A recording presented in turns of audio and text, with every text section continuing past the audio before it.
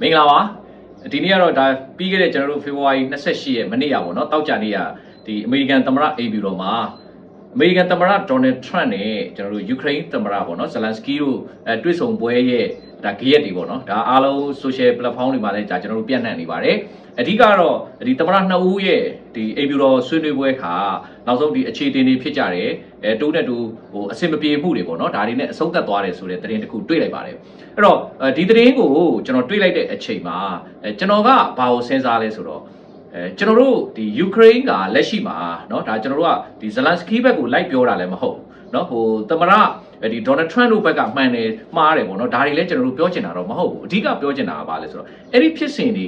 ကเนาะကဘာမှ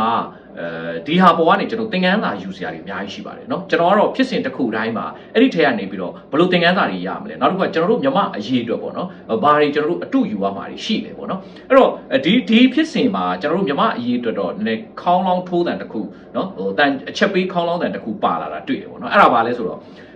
့ဒီဖြစ်စဉ်မဖြစ်ခင်တည်းကလည်းကျွန်တော်တို့မြန်မာနိုင်ငံအနေနဲ့ကเนาะဟိုအခြေအနေတစ်ခုကနေလွတ်မြောက်ဖို့เนาะနိုင်ငံရဲ့အခြေအနေတစ်ခုကနေလွန်မြောက်ဖို့ဒါကျွန်တော်တို့ဝိုင်းဝန်းစ조사နေကြတယ်เนาะစ조사နေကြတဲ့အခြေအနေမှာကိုအားကိုပြီးတော့ပဲတကယ်တော့လောက်ရမယ်ဆိုတာကျွန်တော်တို့မြန်မာလူမျိုးတွေအားလုံးကတန်တိတ်ရှိပြီးသားပါဟိုဘာဖြစ်လို့ကျွန်တော်ဒီလိုပြောလဲဆိုတော့ကျွန်တော်တို့ကဒီလိုကျူးကျော်ခံရမှုတွေเนาะပြည်တွင်းစစ်နဲ့ပတ်သက်ပြီးတော့ကျွန်တော်တို့နိုင်ငံရဲ့အခြေအနေကအမှန်ပြောရင်တော့ကျွန်တော်တို့ကစိမ့်လာတဲ့အခြေအနေတော့မဟုတ်ဘူးเนาะနှစ်ပေါင်းများစွာเนาะကျွန်တော်တို့ဒီသူ့ကြုံဘဝကိုလည်းကျွန်တော်တို့ဖြတ်တန်းခဲ့ပြီးလွတ်လပ်ရေးတိုက်ပွဲတွေကိုလည်းဆင်နွှဲခဲ့ပြီးအဲ့ဒီနှစ်ပေါင်း80ကာလတစ်လျှောက်လုံးမှာလည်းเนาะကျွန်တော်တို့တိုင်းသားဒေသတွေမှာဆိုလို့ရှိရင်လည်းဒါပြည်တွင်းစစ်ပေါ့เนาะဒီစစ်ကလည်းစစ်မီးငြိမ်းသွားတယ်ဆိုတဲ့အခြေအနေကဒီနေ့အထိကိုเนาะဒီလွတ်လပ်ရေးရပြီးနောက်ပိုင်းမှာလည်းဟိုမရှိခဲ့ပါဘူးเนาะမရှိခဲ့ဘူးလို့ပြောလို့ရပါတယ်ဒါကြောင့်မြန်မာနိုင်ငံကကျွန်တော်တို့မြန်မာလူထုပြည်သူလူထုအားလုံးကเนาะ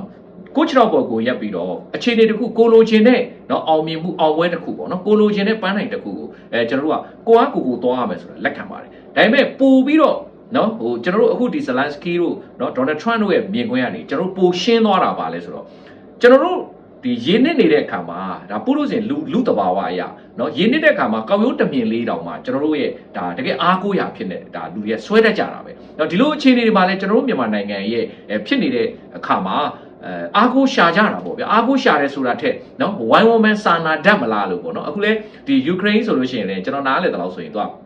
အမေရိကန်အားကိုးနဲ့ယူကရိန်းကခုခံတာလည်းမဟုတ်ဘူးเนาะသူကသွားရန်စတာလည်းမဟုတ်ဘူးဒါကျွန်တော်တို့အကြံဉာဏ်သိတယ်လို့ဆိုလို့ရှိရင်အဲ့တော့ဒီရုရှားကနေစပြီးတော့ဒီကျူးကျော်စစ်ကိုစဆင်နွှဲတာစဆင်နွှဲတဲ့အခါမှာဒီယူကရိန်းကသူ့မှာရှိတဲ့အင်အားနဲ့ဒါခုခံရတာအဲ့တော့သူနဲ့မဟာမိတ်ပြုထားတဲ့ဒီအမေရိကန်ပါဝင်ပေါ့เนาะဒီဥရောပနိုင်ငံတွေအားလုံးကဒါယူကရိန်းဘက်ကနေရက်တီပေးကြတာဒါကဟိုလူသားချင်းစာနာမှုဒီမိုကရေစီစံနှုန်းเนาะအားလုံးပေါ့เนาะတကမ္ဘာလုံးမှာရှိတဲ့တကယ်ဒီလူခွင့်ရေးနဲ့ပတ်သက်ပြီးတော့ပေါ့เนาะအလေးထားတဲ့နိုင်ငံတော်တော်များများကကျူးကျော်ခံရတဲ့နိုင်ငံတွေဘက်မှာဒီလိုရက်တီကြတာမဆန်းပါဘူးအဲ့တော့ဟိုယူကရိန်းတွေလည်းပဲသူလည်းသူ့ခြေတော့ပေါ်သူရက်တီပြီးတော့သူအားကိုပြီးလုံမယ်ဆိုတဲ့ဟာရှိပြီးသားအမေရိကန်ကအဲ့ဒီချိန်မှာနော်ဂျိုးဘိုင်ဒန်တို့လက်ထက်ပေါ့ဗျာဒီအရင်သမ္မတဟောင်းလက်ထက်မှာကဒီမိုကရက်တစ်အစိုးရတွေဖြစ်တဲ့ခါကျတော့သူကလူသားစာနာမှုတွေနောက်ပြီးနိုင်ငံရေးစီးရေးရပေါ့နော်ဟိုဝိုင်းပြီးတော့ယူကရိန်းကိုပံ့ပိုးတယ်အလုံးရင်းနဲ့ပေါ့နော်ဘီလီယံပေါင်းများစွာအဲ့လိုပံ့ပိုးတဲ့ခါမှာသူတို့ကဟိုတခြားချီနှောင်မှုတွေမရှိပါဘူးဒါကျွန်တော်တို့သိတယ်လို့ဆိုလို့ရှိရင်မင်းတို့ဆက်လက်နဲ့ပစ္စည်းတွေအကူအညီပေးမယ်เนาะဒါတွေတော့ကူညီမယ်မင်းတရားစာနာတွေเนาะဟိုငါတို့ပြန်ပေးရမယ်ဆိုတဲ့ဟာမျိုးကျွန်တော်တို့လည်းမတွေ့ခဲ့ဘူးပေါ့เนาะမတွေ့ခဲ့ဘူးအဲ့တော့ဟိုပြောချင်တာကအခုဒီသမ္မတထရန့်ကသူတက်လာတဲ့နောက်ပိုင်းမှာသူကဒီစစ်ပွဲကိုအဆုံးသတ်မယ်အဲ့တော့ဟိုသူ့နိုင်ငံကเนาะဟိုအများကြီးဒီအကူအညီတွေပေးခဲ့လို့เนาะမင်းနိုင်ငံကပေါ့เนาะဒီခုနပြောတဲ့တရားစာနာတွေပြန်ပေးရမယ်ဆိုတဲ့ပုံစံမျိုးအယူဆမျိုးကတော့ကျွန်တော်ထင်တယ်လူသားချင်းစာနာမှုခုနပြောတဲ့ human right ပေါ့နော်ဒီစံနှုန်းတွေနဲ့ကတော့အင်မတန်တွေ့ဖယ်တာပေါ့နော်ဒါပေမဲ့သူ့နိုင်ငံရဲ့အကျိုးစီးပွားအတွက်ကြတော့လေကျွန်တော်တို့ Trump ကိုမပြောလို့ဘူးဒါသူ့နိုင်ငံနဲ့သူ့နိုင်ငံသူ့လူမျိုးတွေရဲ့အကျိုးစီးပွားကိုသူရှေ့ရှုပြီးတော့နော်ဟိုတွက်ဆတာမျိုးကတော့ဒါကျွန်တော်လည်းဘာမှမပြောလို့အဲ့တော့ဒီတရားစာနာတွေကိုဥမာအထူးသဖြင့်မြေရှားပေါ့ဗျာဥမာမြေရှားကိုသူကလည်းရမ်းလိုချင်နေတာအဲ့တော့ဒီတရုတ်ကလောလောဆယ်မှာသူ့ကိုတကွက်ပြလိုက်တာနော်တရုတ်ကိုသူကအခွန်တွေတိုးလိုက်တယ်တိုးလိုက်တော့သူကအရင်ကတရုတ်နိုင်ငံရဲ့ဒီမြေရှားတွေကိုသူအများဆုံးဝယ်ယူနေတယ်ဝယ်ယူနေတော့အဲ့ဒီမှာသူကဘာလုပ်လိုက်လဲဆိုတော့ဟိုတရုတ်ကသူ့ကိုအခွန်တွေတိုးတဲ့အတွက်မြေရှားတပ်ထုတင်ပို့မှုတွေကိုလုံးဝအမေရိကန်တိုက်ရိုက်ပို့တာတွေမလုပ်တော့ကန့်သက်ပိတ်တယ်ဆိုတာမျိုးတွေလုပ်တော့သူအမေရိကန်မှာဒီမြေရှားတပ်ထုနဲ့ပတ်သက်တဲ့လိုအပ်ချက်တွေဒမန်းတွေမြင့်လာတာပေါ့ဗျာမြင့်လာတော့သူကယူကရိန်းမှာဒီဟာတွေတော်တော်ထွက်တယ်လို့ပြောတယ်နောက်အခြားသယံဇာတတွေလည်းထွက်တော့သူကမင်းတို့ဘီလီယံ100ဘိုးလောက်ကူညီထားတယ်เนาะအဲ့တော့ဘီလီယံ900ဘိုးလောက်သူကပြန်ပြီးတော့ဒီသယံဇာတတွေထုတ်ယူခွင့်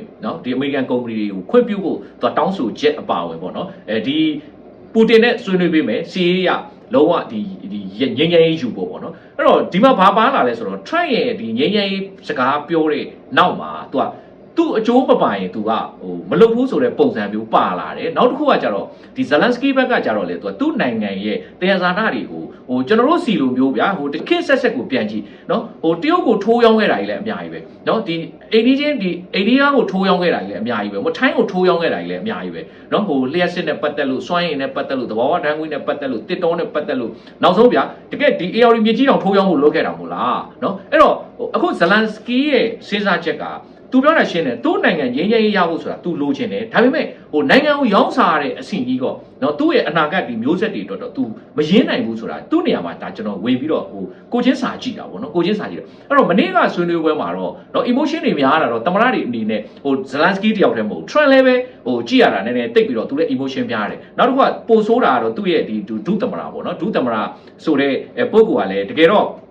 ့ဘာခေါ်မလဲဝင်ပြီးတော့ဆွေးနွေးတဲ့ခါမှာနည်းနည်းသူက Trump ကိုZelensky ကိုပေါ့ဗျာထောင်ပေးပြီးတော့နည်းစိတ်တူအောင်လုပ်ပေးပြီးတော့နည်းနည်း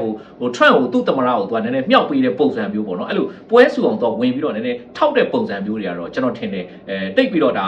pro မဆန်ဘူးပေါ့ဗျာနော်ဘာဖြစ်လို့ဆိုတော့ကမ္ဘာနံပါတ်1ဗျာသမရတွေလေဒါကြောင့်ကျွန်တော်ကနည်းနည်းပြန်ချုပ်ပြောရလို့ရှိရင်အဲ့တော့မနေ့ကတွေးဆုံပွဲကနေကျွန်တော်တို့မှာသင်ခန်းစာတွေအများကြီးရသွားတယ်အဲ့ဒါဘာလဲဆိုတော့ကျွန်တော်တို့ပဲရှိတယ်ဆိုတော့မူလကျွန်တော်တို့ရဲ့ခံယူချက်ကပိုခိုင်မာသွားတယ်ငါတို့ပဲရှိတယ်ဆိုတော့เนาะကျွန်တော်တို့မြန်မာလူမျိုးတွေရဲ့เนาะခံယူချက်ဒီဗြိတိရှကိုတွန်းလှန်တဲ့အချိန်တုန်းကလည်းပဲเนาะတကယ်ကိုကျွန်တော်တို့အဲ့တုန်းကလည်းခုနဂျပန်ကိုမဟာမိတ်ပြုတ်ခဲ့တာပဲเนาะမဟာမိတ်ပြုတ်တယ်ဗိုလ်ချုပ်သွားပြီးတော့เนาะဆွေးနွေးပြီးတော့ရဲဘော်၃ချိန်ဖွဲ့တယ်နောက်ဆုံးဘာပြန်လုပ်လဲဂျပန်ကကျွန်တော်တို့ကိုပြန်ပြီးဖက်စစ်ပြန်ကျူးကျော်တယ်ဗျာကျူးကျော်တော့တခါကျွန်တော်တို့ကအင်္ဂလိပ်ကိုတခါပြန်ပေါင်းပြီးပြန်တိုက်ဆိုတော့เนาะအဲ့တုန်းကတော့ပြောတယ်ဗါလေအောင်ဆန်းခေါ်တော့လည်းနေမယ်နင်းတော့လည်းနေမယ်ဆိုတော့အဲ့တော့တခါလေးမှကျွန်တော်တို့အကူကြီးတောင်းတဲ့နိုင်ငံတွေရဲ့နော်အပေါ်မှာပြောချင်တာအိန္ဒိချင်းဆိုတာလေအိန္ဒိချင်းတွေပါကျွန်တော်တို့အိန္ဒိချင်းတွေဆိုလဲဒီလိုပါပဲဥပမာအထူးသဖြင့်တော့ကျွန်တော်တို့ကထိုင်းဗျာပြီးရင်ကျွန်တော်တို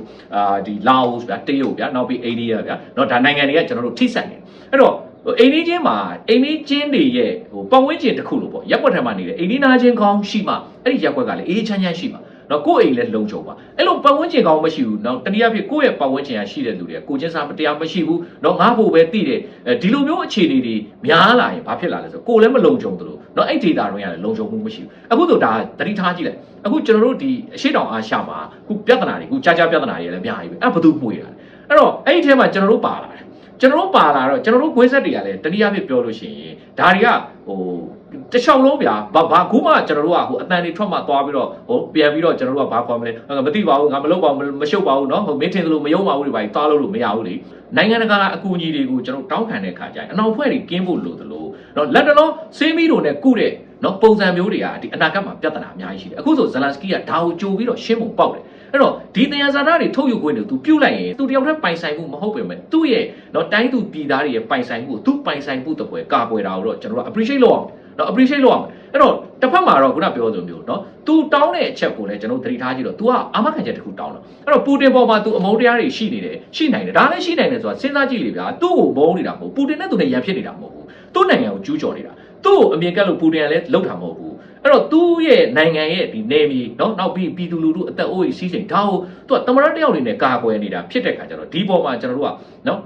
အဖက်ဖက်ကိုကျွန်တော်စဉ်းစားဖို့ပြောတာပေါ့အဲ့တော့Trump ကလည်းတစ်ဖက်မှာကျတော့သူ့အမေရိကန်အကျိုးစီးပွားကိုဒါပေမဲ့ပြောချင်တာအကျိုးစီးပွားကိုကြည်လွန်အားကြီးတာတော့နော်ကျွန်တော်တို့ကဒီ Trump ဘက်ကဒါနည်းနည်းဘာခေါ်မလဲလူကြီးလူကောင်ပူဆန်ဖို့တော့လိုတာပေါ့ဗျာတစ်ဖက်မှာသူကအမြဲတမ်းစဉ်းစားတိုင်းမှာနော်ဘာအမျက်ရမလဲနော်ငြိမ်းချမ်းရေးအပေါ်ကနေတကယ့်ကိုအကျိုးကြော်ခံရလို့ဒုက္ခရောက်နေပါတယ်ဆိုကမှအဲ့ဒုက္ခရောက်နေတဲ့သူစီကနေပြီးတော့နော်မျက်ရည်ညှစ်ယူတာမျိုးနော်ညှစ်ချူတာမျိုးနော်ဒါမှမဟုတ်လို့ရှိရင်အဲ့ဒီကနေပြီးတော့ကျွန်တော်တို့ကရတဲ့လောက်ယူမယ်ဆိုတော့စဉ်းစားချက်ပြောတော့ဒါအမေရိကန်သမိုင်းမှာအင်မတန်ကိုဒါရုပ်ပြက်ဆင်းပြက်နိုင်တဲ့အခြေအနေတော့ပြောလို့ရပါတယ်နော်ရုရှားကအခုချိန်မှာပူတင်ကနော်ကောင်းကောင်းသွားကစားသွားတယ်အဲ့လိုပြဿနာတက်နေမှသိတဲ့ခါကျတော့ပူတင်ကထပြီးတော့လုပ်တယ်သူ့နိုင်ငံမှာတဲ့မြေရှားတပ်ထုတွေအများကြီးထွက်တယ်တဲ့နော်အဲ့တော့အမေရိကန်ကုမ္ပဏီရင်းနှီးမြှုပ်နှံမယ်ဆိုရင်လာပြီးလုပ်လို့ရတယ်ဆိုတဲ့ပုံစံမျိုးသူဖိတ်ခေါ်လိုက်အဲ့တော့ဇလန်စကီနဲ့ Trump နဲ့အစင်မပြေမှုကိုသူကကောင်းကောင်းအသုံးချပြီးတော့နော်ဒါပြောရရင်ဗျာအကွက်ကြနင်းတဲ့ပုံစံမျိုးဆိုတော့အဲ့တော့ကဘာမှာလဲနော်ကျွန်တော်ပြောချင်တာကပလေးတူဘူးဆိုပဲပြောမြန်မာစကားမှာလေအဲ့တော့တူရစုတာပဲဗျာတူရစုတာပဲနော်အဲ့တော့ကျွန်တော်တို့ကအဲ့ဒီဂျားမှာတတိနဲ့ကျွန်တော်တို့သွားလာနော်နိုင်ငံရေးရစီရေးရချစ်ကပ်ဖို့လိုတယ်အဲ့တော့မြန်မာနိုင်ငံအနေနဲ့ကတော့အင်မတန်သင်ခန်းစာယူစရာတွေရှိတယ်တခြားလုံးမှာဒါဇလန်စကီစီကကျွန်တော်ဘာရလဲဆိုရင်နော် သူပိုင်ဆိုင်မှုတစ်ခုတည်းမဟုတ်ပေမဲ့သူပိုင်ဆိုင်မှုမဟုတ်လို့ပြီးရောဆိုပြီးတော့သူ့နိုင်ငံရဲ့အကျိုးစီးပွားတွေကိုသူလွယ်လေးတွေကိုထိုးမပေးဘူးနော်လက်မှတ်ထိုးမပေးဘူးပြီးတော့တမိုင်းတရခံလည်းအဖြစ်မခံဘူးနော်တကယ်လဲဒီဟာဒီနော်ဟိုကျွန်တော်တို့လိုမြစ်စုံပေးတယ်ကွာသွားလျှက်စစ်ရပြီးတော့ဟိုဒီချင်းတွင်းပဲကော AR မြေကြီးပဲကောနော်လက်ပတောင်းတောင်ကြီးပဲဟိုဂျိုက်ွက်ကြီးဖြစ်နော်အဲ့လိုပုံစံမျိုးနဲ့ရေတိုစဉ်းစားတာမဟုတ်တာတော့ကျွန်တော် appreciate လုပ်တယ်နော်ဒီဟာကိုလုပ်တယ်အဲ့တော့ကြံတဲ့ခုနပြောတဲ့တချို့သောအချက်တွေမှာတော့ emotion ရတော့နော် Zelensky ကလည်းလက်ရှိကာလမှာသူလည်း emotion ရှိနေတဲ့အတွက်တော့ဒါတွေကတော့ထိန်းရမှာပေါ့ဗျာတမနာတွေဖြစ်နေတာပေါ့တာမန်ကျွန်တော်တို့ပုံကိုယ်တွေလိုမှမဟုတ်တာပေါ့နော်အဲ့ဒါကတော့ကျွန်တော်တို့ Zelensky ရော Trump ရောခုနပြောတဲ့သူ့ရဲ့ဒုတမနာတွေရောအကုန်လုံးကထိန်းတယ်နော်အဲ့တော့နောက်တစ်ချက်ခုနတရုတ်ကိစ္စတရုတ်ကဒီကာလမှာနော်ကောင်းတော့ဘေးကနေကြည့်တယ်ပွဲကြည့်ပေးတယ်နော်ပြီးရင် तू ဘလို့ဝင်ကစားအောင်မယ် तू နောက်ဆုံးပြောပြဘလို့ဝင်မွေအောင်မလဲဆိုတာကလည်းစိတ်ဝင်စားကြအဲ့တော့တရုတ်ကအခုအချိန်မှာเนาะသူကရုရှားနဲ့လေသူနှာစီးနေတယ်ဒီယူကရိန်းကိစ္စကိုလေယူကရိန်းနဲ့အမေရိကန်ဖြစ်တဲ့ကိစ္စမှာလည်းနှာစီးနေတယ်လောလောဆယ်သူပြဿနာနဲ့သူခုနเนาะတချို့နိုင်ငံအတွင်းမှာခုနပြောတဲ့ဒီကြာကြာကိစ္စတွေပေါ့ဗျာဒါတွေကလည်းသူနိုင်ငံတကာမှာအခုကအဲ့လိုဂရဲကက်တွေများတော့เนาะတရုတ်မှာလည်းဒီပြဿနာလေးတွေရှိနေတယ်ဒါပေမဲ့လက်တလောဒီကာလမှာနော်ပူပြီးတော့နောက်မှာငြိမ်ပြီးတော့နော်ငြိမ်ပြီးတော့တက်နေတယ်လို့ပြောလို့ရတယ်အဲ့ဒါသတိထားအဲ့ဒါအမေရိကန်လည်းသတိထားမယ်ရုရှားလည်းသတိထားမယ်နော်ဟိုယူကရိန်းလည်းသတိထားမယ်ကျန်တဲ့အိန္ဒိယတို့အကုန်လုံးသတိထားအဲ့တော့အခုလောလောဆယ်မှာတော့တကယ်အင်အားကြီးနိုင်ငံတွေတဲမှာနော်အိန္ဒိယနဲ့တရုတ်ကတော့ဟိုနောက်ဆုံးပို့ဝင်လင်းလင်းပြောရရင်ဗျာလူနဲ့ချမ်းသာတွေနော်လူနဲ့ချမ်းသာဒါလည်းသူ့နိုင်ငံရဲ့သူတို့ရဲ့ဟိုအကျိုးစီးပွားတွေကြည်တာတော့ကျွန်တော်မပြောလို့ပါအဲ့တော့ကျွန်တော်တို့ဗာသင်ခန်းစာရလဲကျွန်တော်တို့အခြေအနေတစ်ခုကနေနော်လွန်မြောက်ဖို့နော်ဟိုတချို့ကြတော့လေတကယ်ကိုအားပေးသလိုလိုနဲ့နော်ဟိုလိုဒီလိုဒါတွေလည်းအများကြီးရှိတယ်အဲ့တော့ကျွန်တော်တို့ကအမြဲတမ်းတတိနဲ့နေရမယ်အထူးသဖြင့်ကတော့ပို့ပြီးရှင်းသွားတာငါတို့ပဲရှိတယ်ဆိုတဲ့ခံယူချက်ပုံမူပြတ်သားဖို့လိုသွားပြီနိုင်ငံတကာအကူအညီတွေရဲ့နောက်မှာဘလို့နှောင်ကြိုးတွေရှိနေလေပြီးရင်ရေတိုအစဉ်ပြေမှုကိုပဲကျွန်တော်တို့ကြည်တာမျိုးမဟုတ်ဘဲနဲ့ long term ရေရှည်ပေါ့နော်ကျွန်တော်တို့ရဲ့အနာဂတ်မျိုးဆက်တွေအတွက်ပါကျွန်တော်တို့ဘာတွေထိခိုက်နိုင်လဲအဲ့ဒီပုံမှာကျွန်တော်တို့ဘလောက်ထိနော်ဒီအကူအညီတွေရဲ့နော်နှောင်ကြိုးတွေကချီနေဦးမလဲဆိုတာကိုလက်ရှိကျွန်တော်တို့ဥဆောင်နေတဲ့ပုံကိုယ်တွေခေါင်းဆောင်တွေနော်လူပုဂ္ဂိုလ်တိုးတယောက်ချင်းမှာတာဝန်ရှိတယ်ဆိုတာကျွန်တော်ယူကရိန်းကပေးတဲ့သင်ခန်းစာရပါတယ်အဲ့တော့နိုင်ငံအားလုံးဟာတေချာသွားပြီအားလုံးဒီနော်ကျွန်တော်အခုမှသိတာမဟုတ်ဘူးနော်ဒါပေမဲ့ပိုတေချာသွားတာကိုပြောချင်တာသူတို့အကျိုးစီးပွားကိုပဲသူတို့ကြည့်လိမ့်မယ်သူတို့လူမျိုးနဲ့သူတို့နိုင်ငံအတွက်ပဲသူတို့ကြည့်လိမ့်မယ်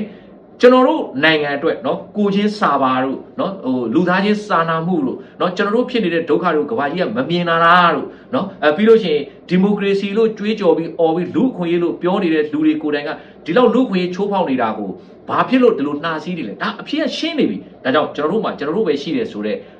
စိတ်ဓာတ်မျိုးခံယူချက်မျိုးနဲ့ကျွန်တော်တို့အခြေအနေတစ်ခုကိုလွန်မြောက်အောင်ကျွန်တော်တို့စူးစမ်းဖို့ပဲရှိတော့တယ်ဆိုတာယူကရိန်းကပေးတယ်ဒါမြန်မာအရေးအချက်ပေးတယ်ဖြစ်တယ်မြမအရေးခေါင်းလောင်းတယ်ဖြစ်တယ်ဆိုတာမမေ့ပါနဲ့ကျေးဇူးတင်ပါတယ်